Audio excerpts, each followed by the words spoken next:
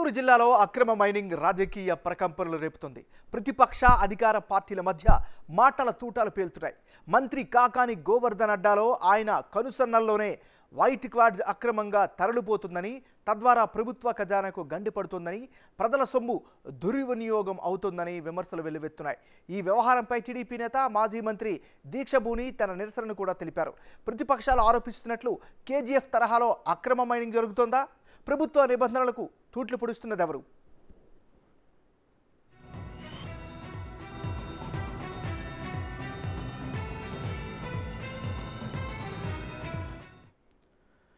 నెల్లూరు జిల్లాలోని పొదలకూరు మండలం వరదాపురం గ్రామ సమీపంలోని రుస్తుం మైన్ భారత్ మైన్స్ కేంద్ర అధీనంలో ఉండగా సుమారు 15 ఏళ్ల క్రితం నుంచి ప్రైవేటు వ్యక్తుల ఆధీనంలో ఉన్నాయి. కేంద్రం ఆధీనంలో ఉండగా అక్కడ క్వార్టర్స్, హాస్పిటల్స్ వంటి సౌకర్యాలు ఏర్పాటు చేశారు.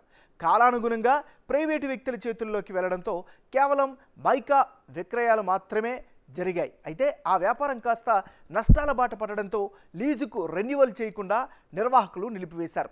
అదే అదురుగా భావించిన కొందరు అధికార పార్టీ నేతల కన్ను మైన్స్పై పడిందని, గత నెల రోజుల నుంచి అనధికారికంగా బ్లాస్టింగులతో విధ్వంసం సృష్టించారు అన్న విమర్శలు గుప్పుమంటున్నాయి.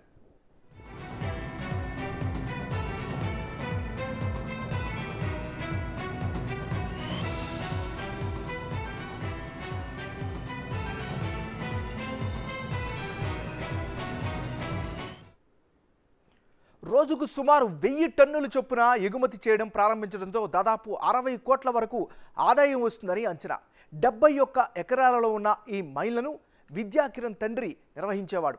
తర్వాత కుమారులైన విద్యాకిరణ్, శశికిరణ్ల ఆధీనంలో ఉండగా ఏడాది క్రితం మైనింగ్ లీజు అయిపోవడంతో అధికారులకు నిర్వాహకుడు లీజు రెన్యువల్ చేయమని కోరారు.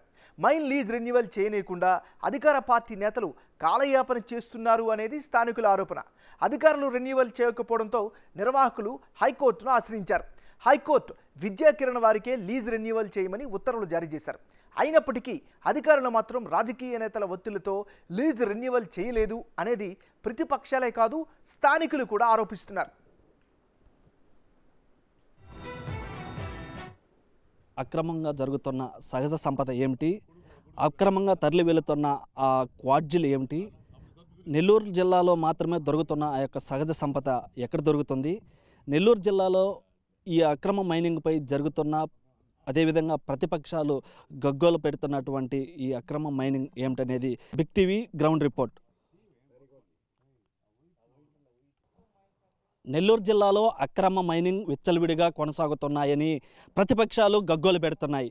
కేజీఎఫ్ తరహాలో కనిపిస్తున్న ఈ గనులే అక్రమ మైనింగ్ గనులు. మనం ఇక్కడ విజువల్స్లో చూస్తున్నటువంటి ఈ యొక్క గనులు ఏవైతే ఉన్నాయో పరిమితికి మించి తవ్వేసి లోడేసి ఇక్కడ ఉన్నటువంటి అబ్రహము, మైకోస్టోను, క్వార్జీ ఇలా రకరకాలుగా 3 భాగాలుగా, పల్స్పరు ఇలా 4 భాగాలుగా విడదీసి ఈ యొక్క అక్రమ మైనింగ్ అయితే నెల్లూరు జిల్లాలో విచ్చలవిడిగా జరుగుతుందని చెప్పుకోవచ్చు. అయితే ప్రధానంగా మనం ఇక్కడ ఉన్నటువంటి రుస్తుం మైన్ అంటారు దీన్ని. ఈ రుస్తుం మైన్ పొదలకూరు మండలం తాటిపర్తి వరదాపురం దగ్గర ఉన్నటువంటి ఈ రుస్తుం మైన్ మనం గమనిస్తే ఇక్కడ ఉన్నటువంటి గనులు ఏ విధంగా ఉన్నాయో కేజీఎఫ్ తరహాలో, అంటే మనం కేజీఎఫ్ సినిమాలో చూసాం, ఇక్కడ మనం డైరెక్ట్గా కూడా విజువల్స్ ద్వారా, ఇటు బిగ్ టీవీ విజువల్స్ ద్వారా ఇక్కడ మనం గమనిస్తే ఎటువంటి అనుమతులు లేకుండా ఇక్కడ పరిమితికి మించి తవ్వినటువంటి ఈ యొక్క గనుల్ని మనం విజువల్స్లో గమనించవచ్చు. ఒకసారి ఇది ఏదైతే ఈ అబ్రహం ఉందో, ఈ అబ్రహం అయితే గ్లాస్ పరిశ్రమకు ఉపయోగిస్తారు.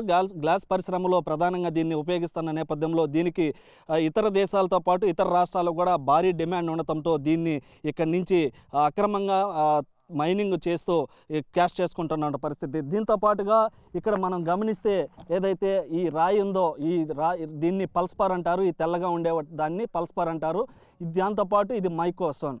ఈ పల్స్పర్ని మనం వాడేటువంటి పింగాణి గ్లాసులు కావచ్చు, ఇట్లాగా రకరకాల వాటికి ఇతర దేశాల్లో డిమాండ్ ఉండటంతో వీటిని ఇతర దేశాలకు ఎగుమతి చేసి క్యాష్ చేసుకుంటున్న పరిస్థితి. దాంతోపాటుగా ప్రధానమైనది మైకోస్టోన్. దీనికి ప్రధానమైనటువంటి డిమాండ్ ఉంటుంది. ఈ డిమాండ్తో దాదాపుగా ఈ యొక్క క్వార్జ్లో దొరికేటువంటి రాయి ఏదైతే తెల్లరాయి ఈ మైక్రోస్టోన్ అబ్రహం ఏదైతే ఉన్నాయో ఒక్కొక్కటి దాదాపుగా టన్ను 60,000 నుంచి 75,000 రూపాయలకు కూడా పలుకుతుందని మనం తెలుస్తుంది. అయితే ఈ పలుకుతున్న నేపథ్యంలో ఇక్కడ ఉన్నటువంటి మనం ఇక్కడ విజువల్స్లో చూసేటువంటి ఈ యొక్క గని దాదాపుగా 2-3 ఎకరాల్లో ఈ యొక్క గని కనిపిస్తున్న నేపథ్యంలో ఇక్కడ ఉన్నటువంటి ఈ యొక్క గనిలో దాదాపుగా పరిమితికి మించి తవ్విన తర్వాత ఈ రాళ్ళను పగలగొట్టేందుకు కూడా రకరకాల మందు పాత్రలను కూడా ఉపయోగిస్తున్న నేపథ్యంలో ఇక్కడ ఏర్పడినటువంటి బ్లాస్టింగ్కి చుట్టుపక్కల ఉన్నటువంటి ఏవైతే ఊర్లు ఉన్నాయో గ్రామాలు ఉన్నాయో పొలాలన్నీ కూడా దెబ్బతిని నష్టం వాటిల్లే అవకాశం అయితే ఎక్కువ ఉందని చెప్పుకోవచ్చు. అయితే ఈ యొక్క బ్లాస్టింగ్కి సంబంధించి మనం చూస్తున్నటువంటి ఈ జేసీబీలు హిటాచీలు ఏవైతే ఉన్నాయో ఈ హిటాచీలన్నిటిని కూడా ఉపయోగించి ఇక్కడ ఉన్నటువంటి ఆ యొక్క లోడి దాదాపుగా ఒక 30-40 అడుగుల లోతు లోడి ఆ యొక్క లోడుతున్నటువంటి క్రమంలో ఈ హిటాచీలను ఉపయోగిస్తారు. ఈ హిటాచీలతో పాటు అక్కడ ఉన్నటువంటి బోర్వెల్ కూడా ఉపయోగించి బోర్వెల్తో పాటు డ్రిల్లింగ్ చేసి ఆ డ్రిల్లింగ్లో ఒక మందు పాత్రను పెడతారు. ఆ మందు పాత్రే జెలసిన్స్టిక్ అమ్మోనియం అంటారు.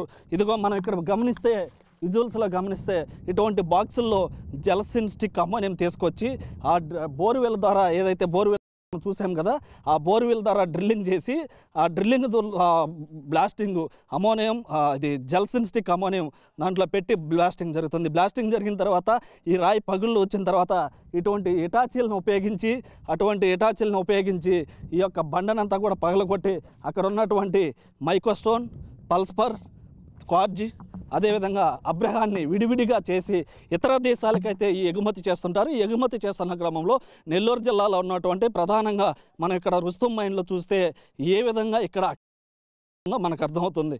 వీటిలన్నిటిని కూడా ఇష్టానుసారంగా అంటే అనుమతులు లేవు.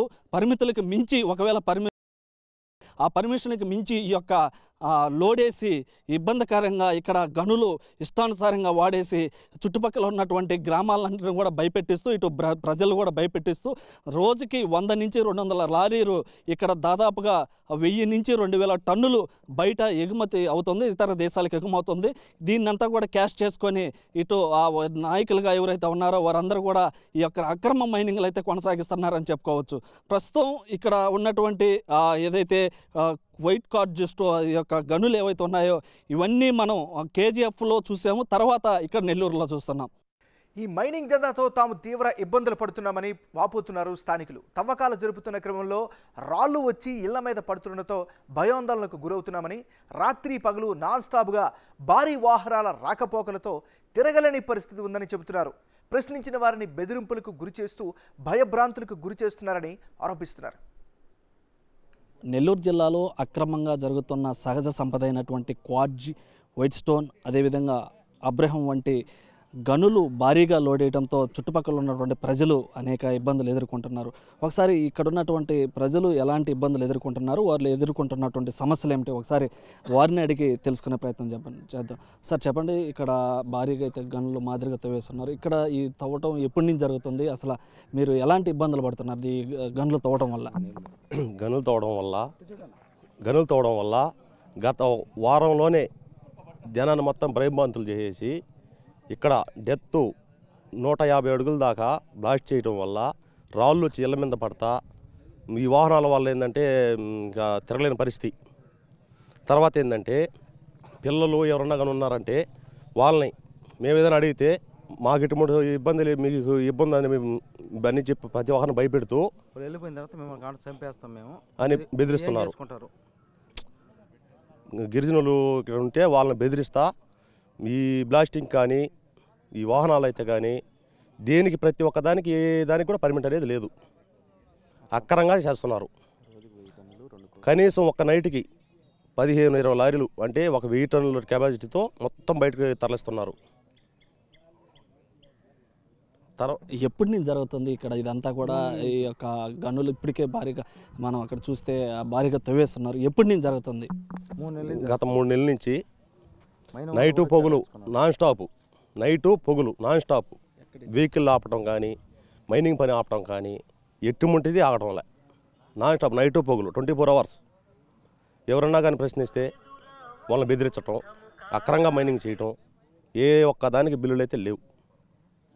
అడిగిన వాళ్ళకి సమాధానం చెప్పట్లేదు. గత 3 నెలల తర్వాత దాకా ప్రతిరోజు నైట్ పగులు చేస్తూనే ఉన్నారు. వైసీపీ నాయకులు మీరు చెప్పండి సార్, ఇక్కడ ఎలాంటి తవ్వకాలు జరుగుతున్నాయి, ఎలాంటి తవ్వకాలు మేము పుట్టింది పెరిగింది ఇక్కడనే సార్. మేము ఇక్కడే పెరిగాము, ఇక్కడే ఉన్నాము.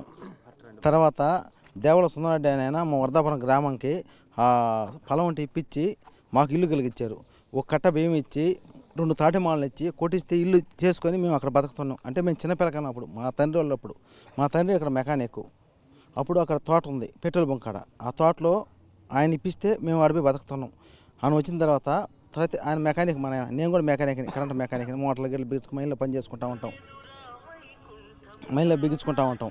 వాళ్ళు సరి అయిపోయిన తర్వాత ఫస్ట్ వచ్చి నూనె కావాలన్నది ఈ మైన్ గూడూరు నూనె కావాలన్నది భవాన్ సుందరమ్మ వాళ్ళది. వాళ్ళ భర్త వచ్చిన ఆ మైను ఆమె చేస్తుంది.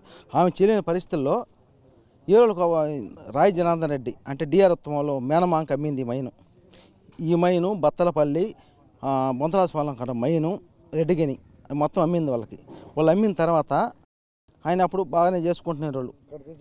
చింత రామచంద్రారెడ్డి వాళ్ళ కొడుకు ఈయన బాలరెడ్డి అనమాట కదా, వాళ్ళ ద్వారా జరుగుతూ ఉన్నది. మేము పిల్లకాలం అప్పట్లో మాకైతే ఏం తెలియదు వాస్తవంగా.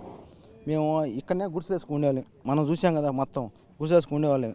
అక్కడ ఉన్నప్పుడు ఆయన ఇల్లు స్థలంగా మాకు ఇప్పించాడట తాటిమాల కొని. అంటే మనం పని చేసుకునే డబ్బులు ఉన్నావు కదా మన అక్కడ ఒక కట్ట బియ్యం ఇచ్చేసి ఇచ్చింది కూడా ఎవరు ఇప్పుడు ఈ గన్లు గన్లు పగలగొట్టడం, బాంబ్ బ్లాస్టింగ్లు చేయడం వల్ల అదేవిధంగా అనేక టిప్పర్ల ద్వారా ఇక్కడ నుంచి తరలించడం వల్ల మీరు ఎలాంటి ఇబ్బందులు పడుతున్నారు సార్? నేను వచ్చి అడిగాను సార్, మా చాలా పెద్ద దారి ఉండాలి ఏందన్నా, నువ్వు ఓటు అడిగేదానికి అని అండు, నువ్వు ఓటు నన్ను అడిగేదానికి అని అండు. మర్లపూడి వెంకటేశ్వర రెడ్డి ఏమడిగితే ఆయన శ్యాంప్రసాద్ రెడ్డి పేరు చెప్తాడు, ఆయన మినిస్టర్ ఉండ. నేను కూడా ఇలాగని పరిస్థితిలో పోయినట్టు వార్డు నెంబర్ని వద్దాం పోటీలే మా వాళ్ళ వల్ల పోటీలే ఏ గ్రేహం. నేను కూడా ఏం చేస్తాం, న్యాయం అనేవి ఉంటుందా? మీరు చెప్పండి, రోజుకి ఎన్ని టిప్పులు పోతుంటాయి, ఎన్ని టన్నులు ఇక్కడ నుంచి క్వాడ్జ్ అనేది తరలి వెళ్తుంది? ఈ యొక్క చుట్టుపక్కల ఉన్నటువంటి కూడా పొలాలకు ఏదైనా ఇబ్బందులు ఉన్నాయా ఏంటి అసలు? సార్, సుమారుగా ఇక్కడి నుంచి ప్రతిరోజు 1000 టన్నులు మైకా మిక్స్డ్ క్వాడ్జ్ తరలి వెళ్తూ ఉంది. సుమారు 2 టన్నుల నుంచి 3 టన్నుల రూపాయల సరుకు అక్రమంగా రవాణా చేయడం జరుగుతుంది. దీనికి సంబంధించి ప్రభుత్వ అధికారులు కలెక్టర్ గారు కానీ, డీడీ విజిలెన్స్ కానీ, ఎస్పీ గారు కానీ ఎలాంటి చర్యలు తీసుకోలేదు. ఇది స్థానిక సర్వేపల్లి నియోజకవర్గం అయిన కాకాని గోవర్ధన్ రెడ్డి గారు మంత్రివర్యుల కనుసన్నల్లోనే నడుస్తూ ఉంది. దీని మీద స్థానిక ప్రజలు ఇక్కడ ఉండేవాళ్ళు, అక్కడ రుస్తుం మైన్కి అతి సమీపంలో ఉండే గిరిజనులు తీవ్ర భయభ్రాంతులకు గురయ్యి ఇక్కడ జరిగే బ్లాస్టింగ్ వల్ల ఇక్కడ జీవాలు మేపుకొని మేకలు మేపుకునే పిల్లలు ప్రాణాలు అరచేతుల్లో పెట్టుకొని బతుకుతూ ఉన్నారు. చాలా దారుణమైన పరిస్థితుల్లో ఉంది.